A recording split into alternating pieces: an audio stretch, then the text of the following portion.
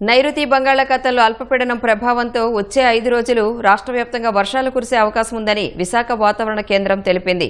ఉత్తర కోస్తా జిల్లాలో అక్కడక్కడ ఉరుములు మెరుపులతో కూడిన వర్షం కురుస్తుందని అధికారులు వెల్లడించారు. దక్షిణ కోస్తా రాయలసీమ జిల్లాలకు మోస్తరు వర్ష సూచన ఉందన్నారు.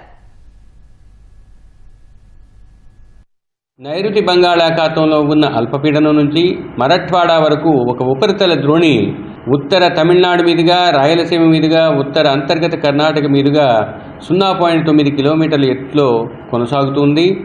ఈ ఉపరితల ద్రోణి వలన రాష్ట్రంలో రాబోయే 5 రోజులు కూడా చెదురుముదురుగా వర్షాలు పడే అవకాశం ఉంది. ముఖ్యంగా ఉత్తర కోస్తా జిల్లాల్లో ఈ రోజు నుంచి రాబోయే 5 రోజులు 1-2 చోట్ల ఉరుములు మెరుపులతో కూడిన చిరు మధ్యస్థమైన వర్షపాతం నమోదయ్యే అవకాశం కనిపిస్తుంది. ఇక దక్షిణ కోస్తా జిల్లాల్లో తేలికపాటి జల్లులు నమోదయ్యే అవకాశం ఉంది. రాయలసీమలో కూడా అదే పరిస్థితి కొనసాగుతుంది. 2 రోజుల వరకు కోస్తా జిల్లాల్లో ఈదురుగాలులు 30 నుంచి 40 కిలోమీటర్ల వేగంతో వీచే అవకాశం ఉంది. 3వ రోజు నుంచి 5వ రోజు వరకు 40 నుంచి 50 కిలోమీటర్ల వేగంతో వీచే అవకాశం ఉంది.